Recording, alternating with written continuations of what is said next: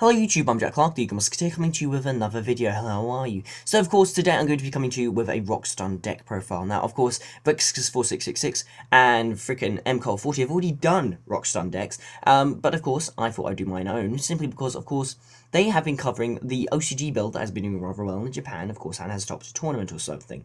But there are a couple of things about that deck that I just didn't like, and of course, I have been playing Rockstun for a really long time, ever since Guardian came out, actually. So I thought, of course, I can give you my personal take on the deck and my own personal opinion from someone who's actually used the deck for quite a long time. So, of course, I'm going to go through the deck list and give you some idea of how to play the deck properly, and, of course, some of my own personal ideas and some other ideas you can utilize when making your own Rockstun deck, because, of course, Rock decks become much more, they become a little bit more playable with the new support that will be coming out in Return of the Duelist. So let's get started. I'm going to go through the deck list and then I'm going to give you my explanations behind those card choices. So first off, we've got 3 copies of Block Golem, 3 copies of Goku Giant, 3 copies of Kokimaru Guardian, 3 copies of Kokimaru Sandman, 3 copies of Kokimaru Wall, 1 Morphing Jar, and 1 Grand Mole. So, and now for the spell cards, we have a Book of Moon, a Dark Hole, 2 copies of Forbidden Lance, 1 copy of Heavy Storm, 1 Monster Reborn, 2 copies of MST, 3 copies of Pot of Duality, and 3 copies of Solidarity. And for the traps, we have 2 copies of Bottomless Trap Hole, 2 copies of Call of the Haunted, the Solemn Brigade, and a couple of Torrential Tributes. Now, with the extra deck, of course, it's highly customizable, but of course, due to the limitations that Solidarity and Block Golem will place upon your deck, your extra deck will also have to be shaped around that as well. So, of course, this deck can make rank 4s quite a lot. So the run rank 4 that you'll be making more than anything will be Gemlight Pearl. Of course, being an Earth and a Rock means that it doesn't conflict with Solidarity or Block Golem, and of course has 2600 attack points, which makes it one of the most powerful rank 4s that you could possibly make, and it's just a very good card. So, of course, in addition to that, of course, if you're not bothered about the Solidarity boost that you'll necessarily get, it may become dead or irrelevant later on in the game, then you can make other rank 4s, but of course, Earth monsters, so that Block Golem doesn't become redundant. Of course, that means you can use Fairy King Alvard, which is very good Earth Xyz that will be coming out in Return of the Duelist. There's also Gunman, which is really freaking good and can get over quite big monsters. Of course, the rest of the extra can be customized to your own liking. So, but of course, other Earth monsters that you can use include Wind Up Zen Mighty, Kachi Kochi Dragon, etc., etc. So let's go through the actual deck list itself, and I will now explain myself to you guys. So, of course, I'm using 3 copies of Block Golem. Now, during my testing, I had been flip-flopping between 2 copies and 3 copies, simply because I don't really want it to... Sometimes it can clog early game, but of course, later on in game, the card comes ridiculously broken. So I kind of like being able to draw it, but of course, I kind of flip-flop between it. But Block Golem is what makes this deck so good now. Of course, it was very good before, but of course this actually gives them some kind of explosive plays they can do, because of course they really did rely on their normal summon. But what this does allows you to tribute it. Of course, only if you have Earth monsters in your graveyard, you can tribute Block Golem to summon 2 level 4 or lower Rock Trap monsters from your graveyard. However, of course, if they have an effect that activates on the field, it can't be activated on the turn that you use the effect. Which is actually okay, because of course, with these monsters that you'll be summoning, Goku Giant has 2000 attack, the Kokimaru Trio all have 1900 respectively, you will be summoning really big freaking monsters. And of course, this allows you, if you summon a couple of Kokimarus, it'll allow you to put some more controlling effects onto the field, which means you're allowed to annoy your opponent much more. And I really do like this card. It gives the deck the kind of playable edge it needs. And, of course, it's made of freaking Lego, which always is a plus. And, yeah, and if this gets a rarity boost, I may just kill myself. But, of course, this would look really quite nice with a high rarity. But please don't do it, Konami. But, yes, I digress. So, let's go into the next part. We've got Goku Giant. Now, Goku Giant, of course, is one of those cards that we're kind of relying on because there aren't many good Rock Earth monsters. Now, I think this card is actually, it's not, people don't need to give it a little bit more credit, because this, before Block Golem came out, this was actually the bulk of your Xyz plays. Now, in addition to being a 2000 attack point beta that when it attacks, it goes to defense mode at the end of the battle phase or whatever, you can summon it, and if you have another go monster in your graveyard, you can summon it from the graveyard in face-up defense position, and then he goes into defense position. What this means is that you'll be in pole position to make a rank 4 Xyz play. So if you can't Xyz with it, then you've got a 2000 beta. If you can, then you've got a freaking...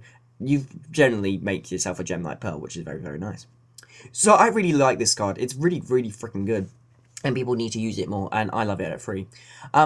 Next off, we have the Kokimeru Trio, Guardian, Sandman, and Wall. Now, for those of you unaware of how Rock Stun works, it focuses on these 3 cards. Guardian, of course, when your opponent activates a effect, monster effect, you contribute it to negate it and destroy it. So it's kind of like Doom Caliber Knight, but of course, it's optional, so you can choose when to activate it. Sandman does the same for traps, and Wall does the same for spell cards. So you have a full array of negation effects that you can use, which can be special summoned back from the graveyard with Call of the Haunted, with your Block Golem, etc. So you can recur and annoy your opponent even more. And of course, since they all have 1900 attack points, it means that your opponent really can't do much, because they're actually really quite decent monsters in their own right. Coupled alongside Solidarity and Forbidden Lance, they've become really quite hard to destroy by battle, and even harder to destroy by card effects. So of course, like I said, I've been playing this deck for quite a long time, so of course I like to play 3 copies of each of them.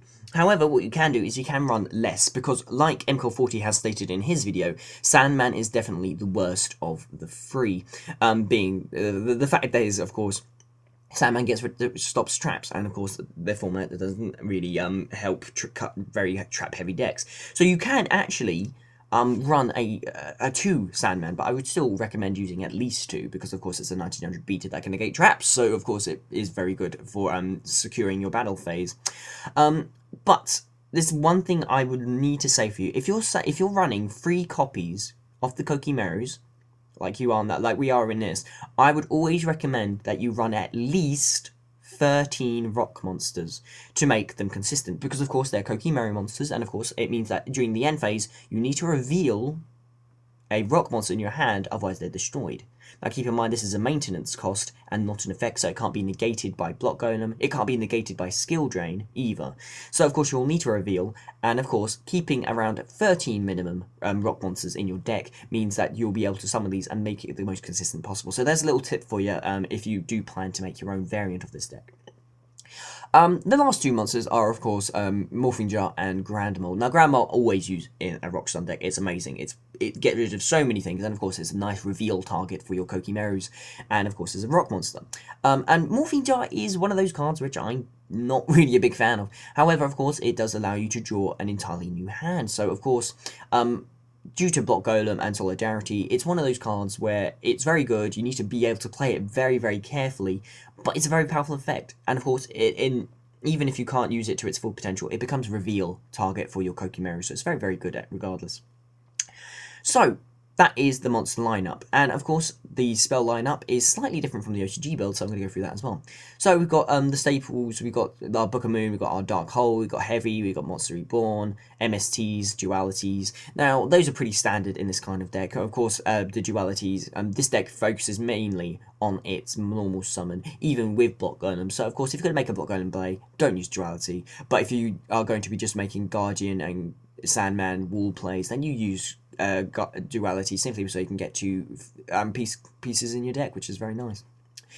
However, of course, the difference from this deck is that it also uses Forbidden Lance in this one. I love Forbidden Lance in this deck. I would not run this deck without it, simply because, of course, now before Block Golem, it meant that even if you don't have Solidarity or whatever, it means that if your opponent attacks one of your Kokimeru Guardians, your Wall or Sandman, then you can reduce their attack by 800, keep them alive, or if they're going to be Bottomless Trap Holder or anything, then you can Forbidden Lance it. It's that good, and I can't understand, I can't really justify it any further. It's really freaking good. But of course we also use free Solidarity, especially with the Block Golems. Solidarity means that you will be using mainly rock monsters anyway. So of course Solidarity gives all of your rock monsters 800 attack if you have a rock monster already in your graveyard. So this is really good. 800 attack points. Now your Kokimeru is already 19, so that makes them 27. 27! Your Goku Giant will be 28. It means that when you do summon Gemlight Pearl, it will be 34. So you get some really, really powerful monsters that can get over a majority of stuff. And of course, Solidarity stack So if you can draw multiples of them and set up your graveyard efficiently, then your opponent is pretty much screwed.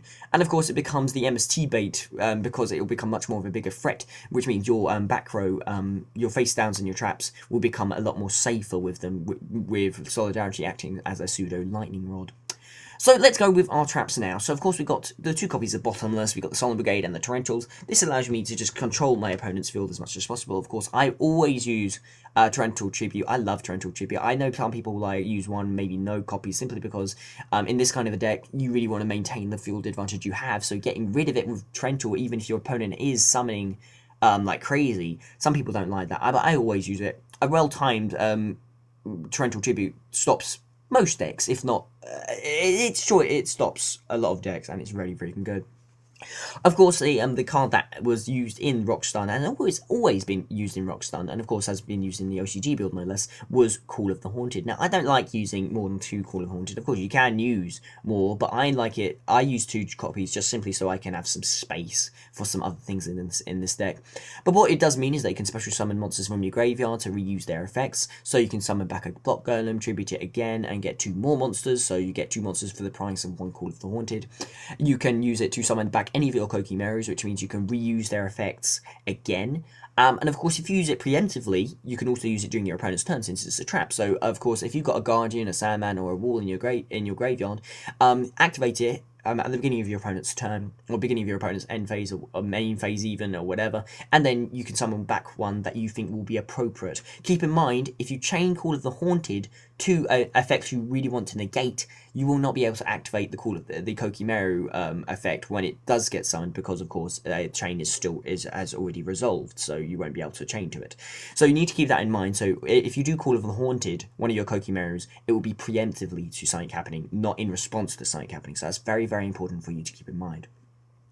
But of course, that's the main deck, and of course it can be altered heavily depending on your playstyle. Of course, Block Golem means that you only use Earth monsters, and I do suggest you always use Block Golem. But Solidarity doesn't necessarily have to be used, since of course Ribbon Lance allows you to get over monsters quite efficiently and protect them at the same time. So you can actually use other Earth monsters and whatever to your own liking. So of course, in the side deck down here, we've got a selection of cards and things that you can do with it. Now, of course, in the side deck, we have Rescue Rabbit and we have Giant Soldier of Stone, and of course we have Snowpeak Giant. Now, of course, in this deck you can only use Earth, so Rescue Rabbit is an Earth. Giant Soldier of Stone is a level 3 Earth normal monster, which is a target for Rescue Rabbit, and what it will mean is that you can summon your Snowpeak Giant. In addition, Sabersaurus is also an Earth, so you can actually have access to Laggies, so you can always have a Rock Rabbit deck. So that's one way you can make this deck.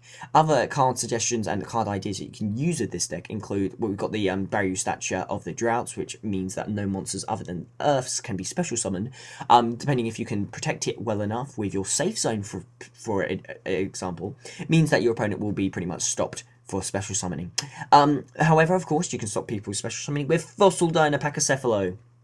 A very good rock monster, if not one of the best rock monsters. Of course, it's not used in the main deck simply because you will be special summoning, but of course there are variants that mean that you don't need to special summon, or don't special summon at all. So of course, if you can protect it with Safe Zone, then you can really just control your opponent's field and really lock them down. There aren't many decks that just focus on their normal summoning, and they're very slow. So with Dino, it allows you to slow down your opponent even further. Other cards in the side deck that are always worth noting: Legendary Jiu-Jitsu Master, a very, very good side card.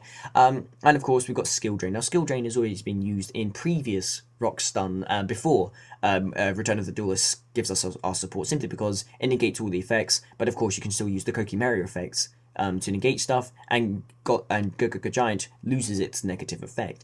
It's a very, very good card, and of course if you choose not to use Block Golem for whatever reason or whatever, then you can use Skill Drain to negate a lot of stuff. But yes, guys, that's pretty much it. I know I have been rambling on excessively, but of course I would love to hear your opinions on Rockstun and your general thoughts on the deck I presented to you. Of course, it's just a jumping off point, so of course it's open to all kind of suggestions you may have. But of course, I'm Jack Clark, this is UK Britain, more videos coming out to you soon, but until then, goodbye.